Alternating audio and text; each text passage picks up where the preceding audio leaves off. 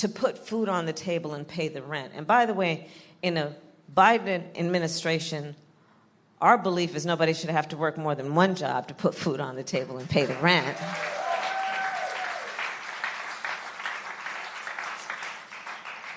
But how people might have prepared, knowing that most American families don't have more than $1,000 in savings, how they might have prepared, how small businesses might have prepared. When we're looking at the impact here in Florida and around the country. I joke, but seriously, how we might have prepared just to buy an extra couple of rolls of toilet paper those days, right?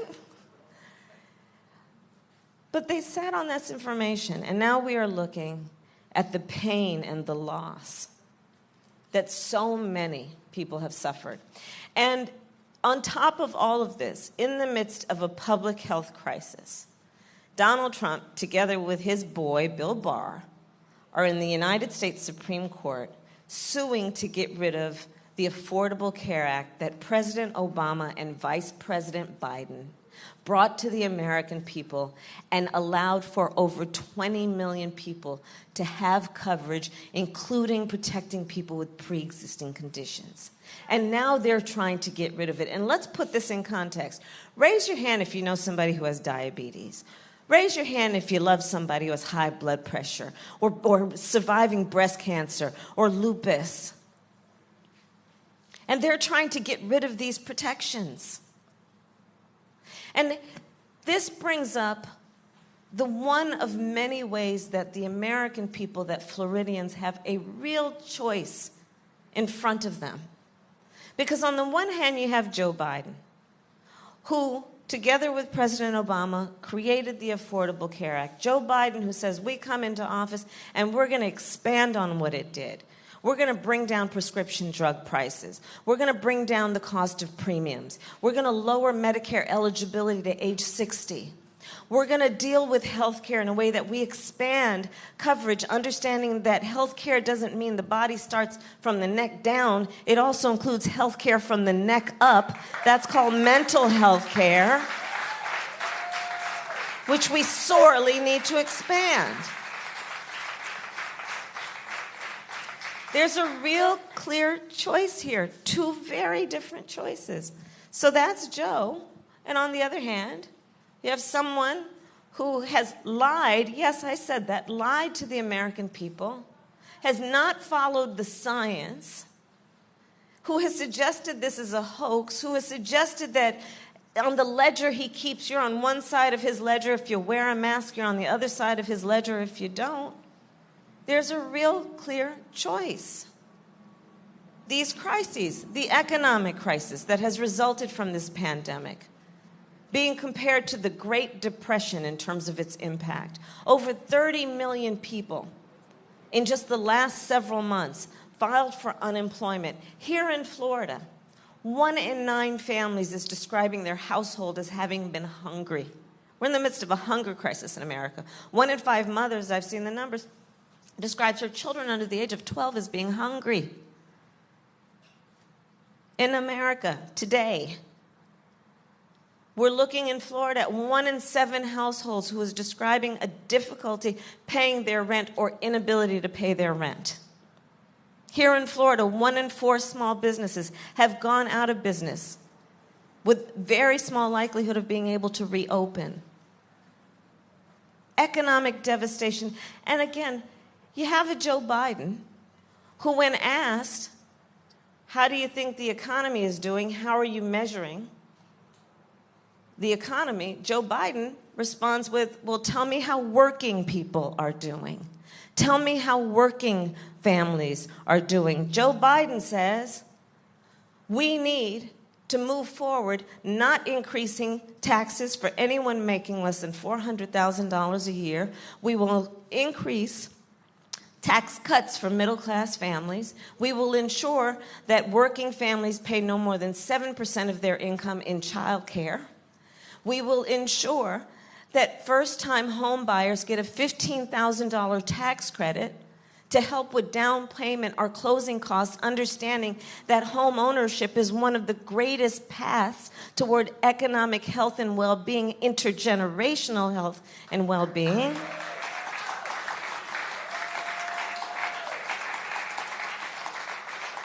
That's how Joe thinks about the economy. On the other hand, you have Donald Trump, who, when asked how is the economy doing, asks the question, how's the stock market doing? Asks, how are rich people doing? Which clearly is what motivated what he considers to be one of his greatest achievements, was a tax bill that they passed benefiting the top 1% and the biggest corporations in America, leading to a $2 trillion deficit that everyone else will have to deal with. Well, I'm going to tell you something. Broward County, we're going to do everything we can over these next 3 days, and God willing, we are going to win this election, and Joe and I are about to get rid of that tax cut.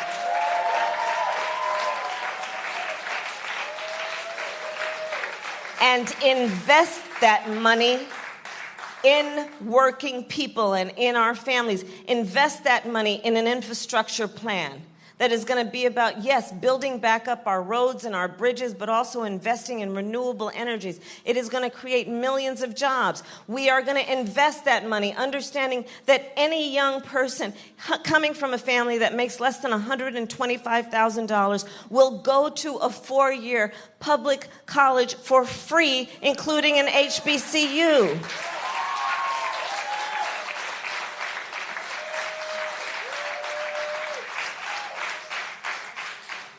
Because that's how we build up, and as Joe likes to say, build back better. Invest in the American people. Invest in our young people. Invest in our families. And boy, the return on that investment is profound. We are dealing with crises. A long overdue reckoning on the issue of racial injustice in America.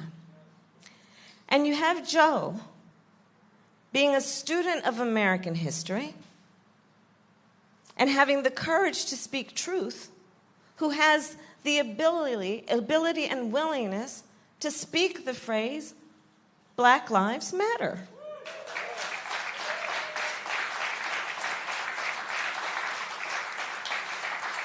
Joe, who says we must speak truth no matter how difficult it may be for some to hear.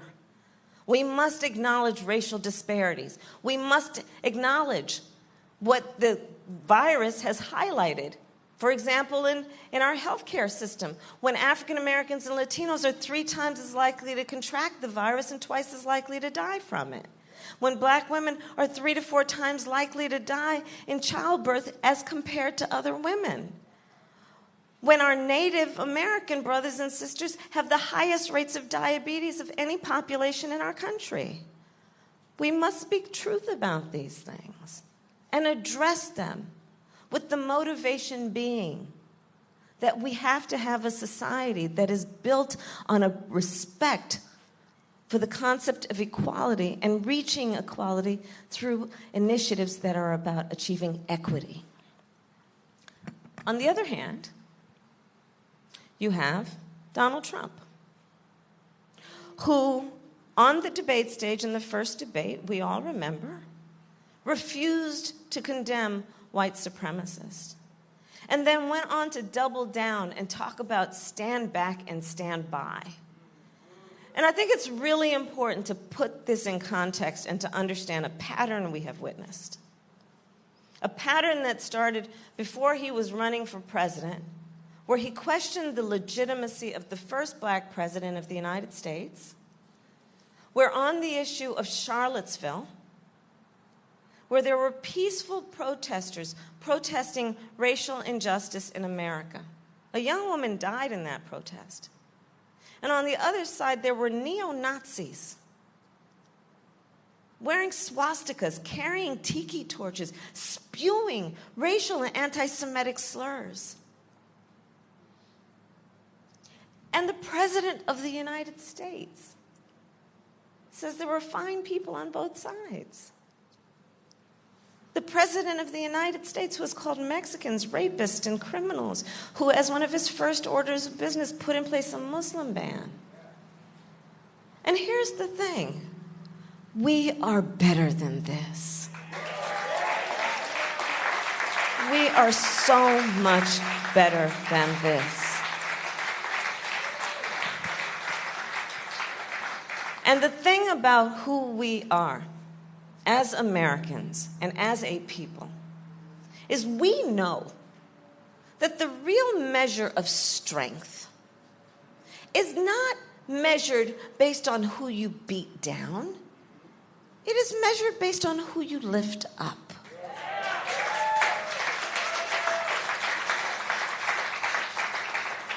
And many of us know Joe. And let me tell you something. Joe, in his heart, in his soul, is someone who is deeply committed to unifying our country. He and I know, and we all know, regardless of where you live, your race, your ethnicity, your gender, or the language your grandmother speaks, we all know that the vast majority of us have so much more in common than what separates us. And we want and need a president who leads with that spirit.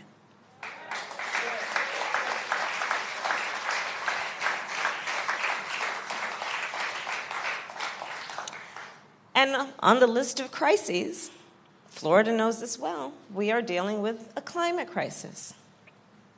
It is undeniable. You know, I come from California.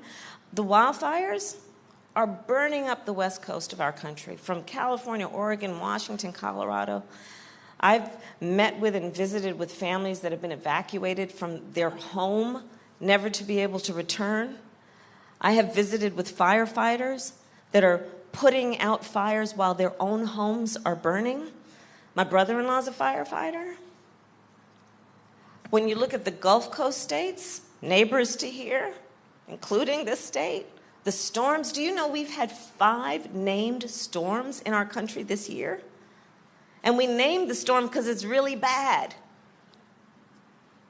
What we've seen in terms of the Midwest and the floods that have caused farmers to lose a whole season of crops.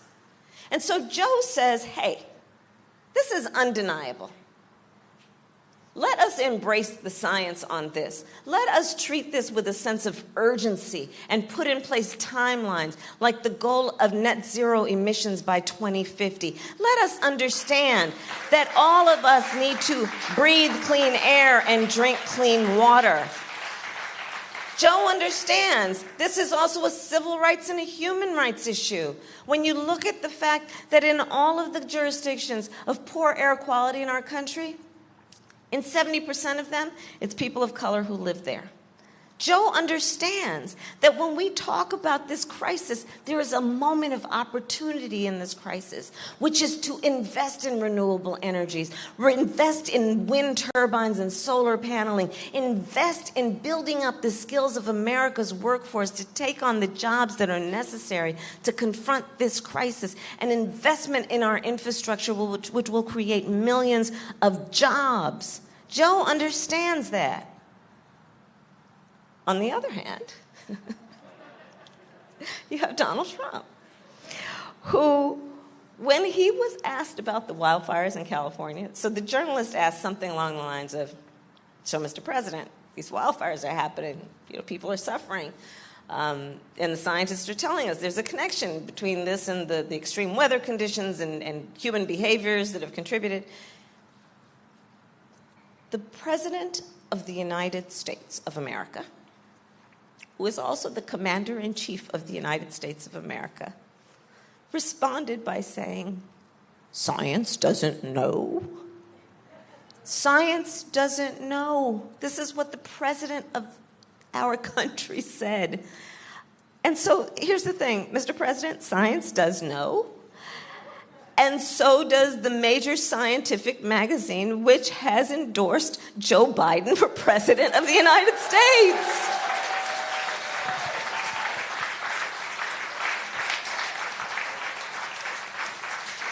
So we're dealing with a lot. It's a lot. It's a lot. It is. But we're all here together. We're all here together. And yes, these moments, and in particular when you compound it with what we have had to do to deal with this virus and social isolation and the distancing. Look at all of us. We can't even shake hands and hug. We're wearing masks. It has a tendency to really make people feel alone. And I think that what's important about this afternoon and what you all have been doing throughout really makes a statement that we are not alone. And that then brings up one of the reasons for my visit today, which is the importance of voting. Voting today and tomorrow in terms of early voting. Early voting is critically important. And then, of course, voting on Tuesday. And, many people come up to me, and probably to you, and they say, why should I vote? And I think there are 3 reasons people should vote. One is to honor the ancestors.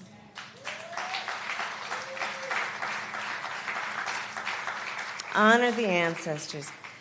People like a friend of Ted and Debbie and mine, our colleague, the great, great, great American hero, John Lewis.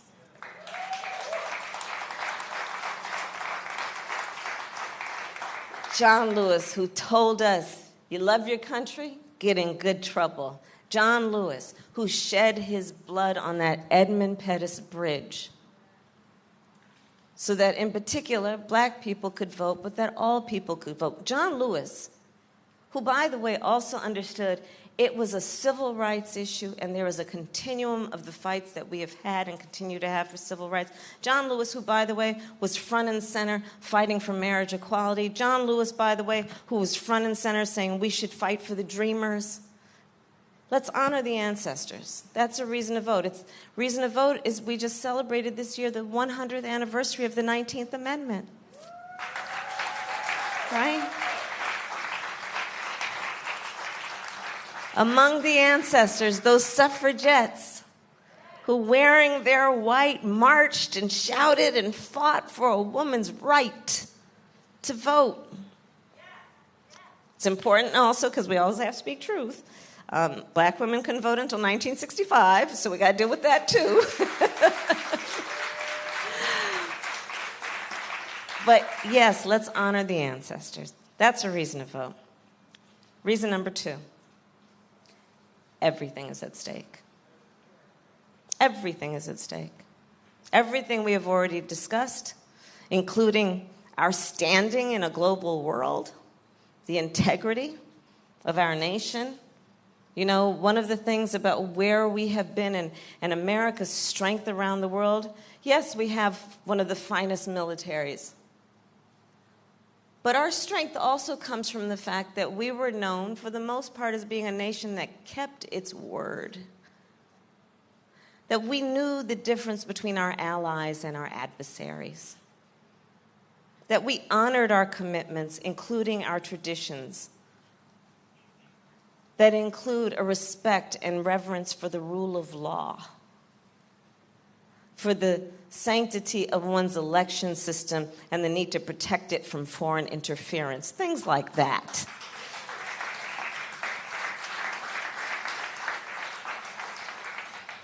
So there's everything at stake. Everything is at stake. Reason number 3. I've been traveling around the country. I was just in Florida, I think a week and a half ago. Been to Georgia, North Carolina. Yesterday I was in Texas. I've been to, they're doing a great job in Texas. I was in Nevada, Arizona, you get the point. Michigan.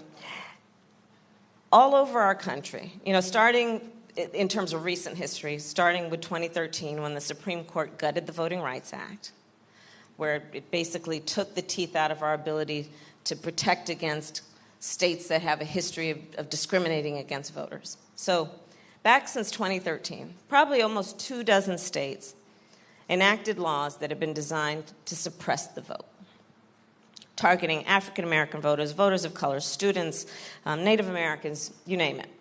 And so much so that in North Carolina, a court that reviewed the law that they passed said it was designed with, quote, surgical precision to prevent, in that case, black people from voting. So we've been seeing this happen. We know all of these, what we've seen here in Florida. I mean, the attempt to make voters confused, the attempt to make it difficult. We've seen around the country. So I was in Texas yesterday in Houston, Harris County. I like that. And in Texas, they're allowing one drop box per county, and in Harris County, there are 11 million people, guys. One drop box. In other states, we're seeing, this thing about if you're going to vote by mail, you fill out your ballot, and then you can put it in one envelope, but don't forget to put it in that second envelope, and then you got to sign that, and then in some states, somebody else has to sign it. All kinds of stuff. We're seeing, the president of the United States essentially took that debate stage and openly encouraged the suppression of the vote. So I bring all this up to say, one has to ask, why are so many important people going out of their way to make it so difficult and confusing for us to vote? And I do believe the answer is because they know our power. They know our power. They know when we vote, things change. They know when we vote, we win. So let's not ever let anyone take our power from us. We know we have the power, that in our democracy, the power is with the people. People ask me all the time, well, what do you think is going to happen the day after the election? I said, look, there is no question that over these last almost 4 years, our democracy has taken a beating. The rule of law, respect for the rule of law, the respect for the independence of the Department of Justice. I mean, I could go down the list, right? No question it has taken a beating. You almost want to think about it like a hurricane hit a house. Yes, some of the shingles have fallen off, but the house is still standing.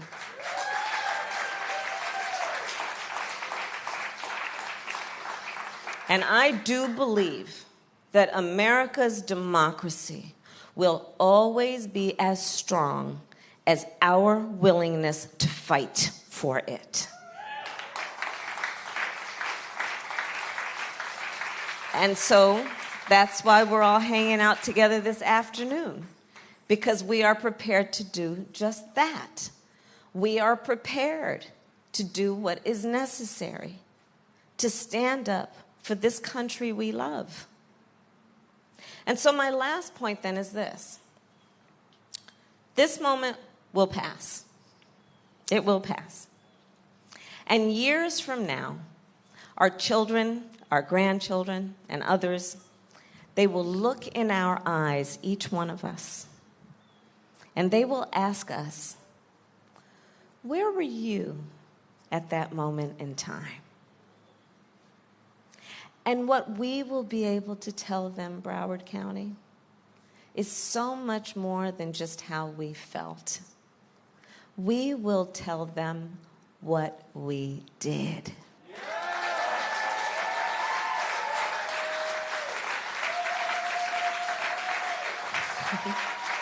We will tell them what we did. We will tell them we organized, we mobilized. We will tell them we emailed and we texted and we called everyone we knew repeatedly until they got sick of us, but we knew they'd get over it.